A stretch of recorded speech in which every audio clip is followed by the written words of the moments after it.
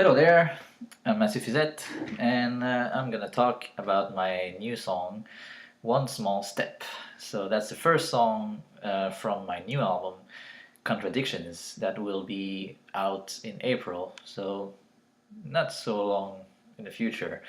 And so that song, One Small Step, it's a reference to the Neil Armstrong famous quote, one small step for man, one giant leap for mankind, something like that. And it's also in reference to Giant Steps, the John Coltrane jazz standard. And the chords of my song are pretty much inspired by the chords from Giant Steps, although not as fast and not as complicated. It's not as hard to play on it, but it's just inspired by it because it in the time of 8 bars it's actually changing keys 4 times. So there's, that's basically the similarity between the two songs. So one small step. Let's start with the chords. It's E major 7, F sharp 6, C major 7, D9, and G major 7 or 9. And then I take all of that and I transpose that a tritone away, and so the E becomes B flat and so on. So B flat major 7, C6, F sharp major 7, A flat 6, D flat major 7, and it starts again on E. Okay, so basically the key changes happens here. So the first two chords are in the key of B, although I'm never playing the B chord, but E major 7 and F sharp 6, that's like 4, 5 of the key in the key of B. And then I change key. I take C major 7, D9, and G major 7, so that's in the key of G major 7, 4, 5, 1. Very simple. Then I transpose to B flat major 7, C6, which are in the key of F, but I'm not playing the F chord. Then I change key again and do F sharp major 7, A flat 6, and D flat major 7. The only twist here is actually I'm not, like when I'm soloing and when I'm doing the melody, I'm actually not in the key of D flat. I'm in the key of A flat because I'm using a G natural. So that's not D flat major 7. I mean, that's not D flat. So that's not the key of D flat. And so there's actually 5 key changes, I guess, in that song. Now that I'm thinking about it, that's the use of those videos. I can analyze my own songs and share with you. So to resume, first I'm in the key of B, then I'm in the key of G, then I'm in the key of F, then in the key of D flat, but then when I arrive to the D flat, I'm actually in A flat. Okay, so that's what I'm going through when I'm playing the song. Like when I'm improvising, I'm thinking about those keys. So that's the first part of the lesson, I guess, just the chords. Then let's go to the melody. So the melody of the song, it came out of the chords. So if I go back to the chord quickly, like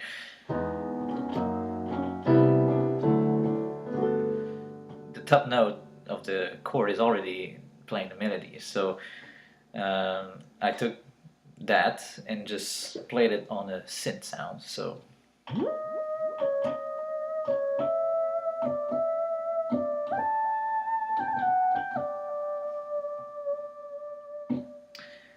it makes the melody more clear and obvious, and it's a different sound, so it's cool. Then for the second part, when it goes to B flat, it's almost the same. I mean, it's following the chords, but there's like a little tag at the end of that. So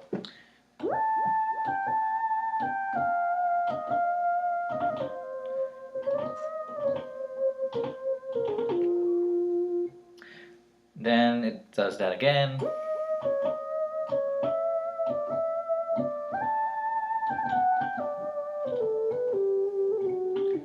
A little longer part here, and again here.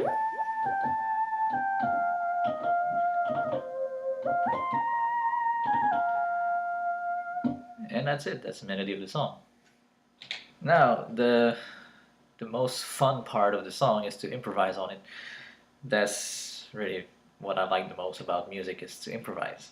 And that's why I'm doing these kind of songs. Like, I want to improvise over different stuff, so that's why I always do different songs, so I can improvise in different styles, different grooves, and whatever. And so this one is fun to improvise on because it's changing keys often, and it's also all major chords. There's absolutely no minor chord in the song. So for some reason, major chords sounds better when you change keys a lot. Like, for example, if I'm playing all major chords, like totally random stuff, but it's all sounding kind of cool. But if I do minor chord, it sounds creepy in a way.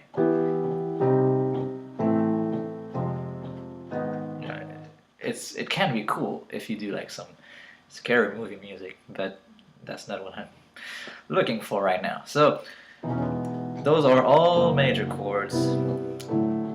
Sometimes they are major 7, sometimes they are dominant 7 chords, but they are all major chords. And so to improvise, it's actually kind of easy. So for like the first part, I'm just doing something like that. So I'm in the key of B, like I said before in the chords.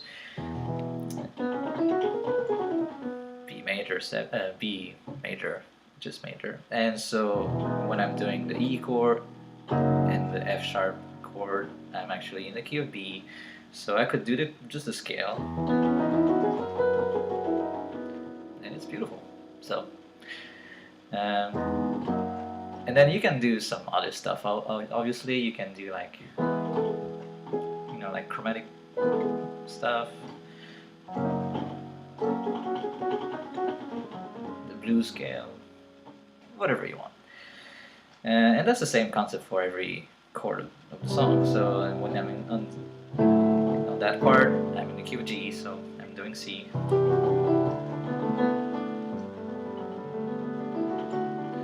And I try to focus on the notes that are special on every chord. So for example, when I'm on C major 7, I would focus on the F sharp, which make it sound Lydian, or the 9, always beautiful, or the 13. Like all the extensions, not just the tonic, the major third, and the fifth. Like those are fine, but if you want to sound jazzier or just more colorful, you can use all like those notes, like the major 7, the 9, the 11. Well, actually, that's the sharp 11, and the 13, or chromatic. And then when you do chromatic stuff, don't do like random chromatic stuff, because then it sounds random. But if you want to sound like really like jazzy, you do chromatic stuff in between two notes that are in the key. So for example, if I want to do like I want to do something in between the 9th and the 7th, so okay, so that's not random. You have like a reason to do it. Like, because if I was doing that, you aim for the wrong note. And then some people will say there is no wrong notes in jazz, but then that's up to your own taste, I guess. And that's pretty much it for the whole thing. Like, same concept. Every chord, every time it's changing keys, you just go for the notes in the proper scale, and then you do whatever you want with it. Alright, so now for this part of the video, I'm just gonna show the screen because I want to go into the production of the song and the drums bass. So let's start with the drums. Here we got kind of a typical hip-hop groove.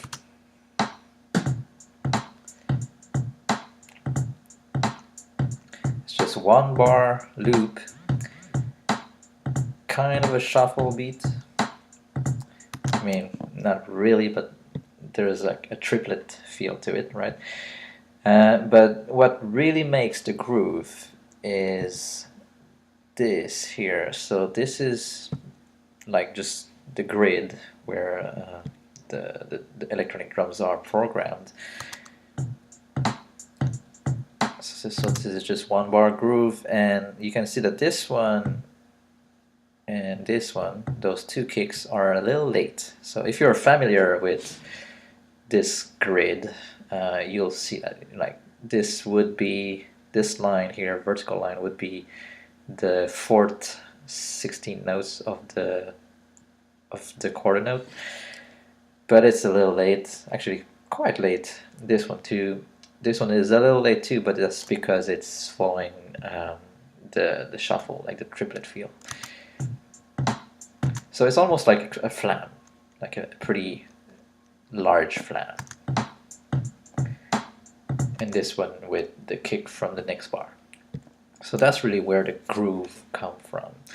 And that's inspired by drummers like Questlove from The Roots, Chris Dave, any drummer that would play with the Robert Glasper Experiment, and producer Jay Dilla. So if you want to research on this kind of groove, just type Jay Dilla in YouTube and you'll find everything, or Questlove. You have a pretty good masterclass about that. So next we have the bass. The bass is following exactly the kick pattern, and it's actually not a bass sound. It's the EVB tree. That's the organ emulator on Logic, and so it's an organ bass. And usually I would never use that for organ sounds. I usually use the Nord for like the Nord keyboard for organ sounds, but for this song, this bass line, I've tried many different sounds, and that was really the best.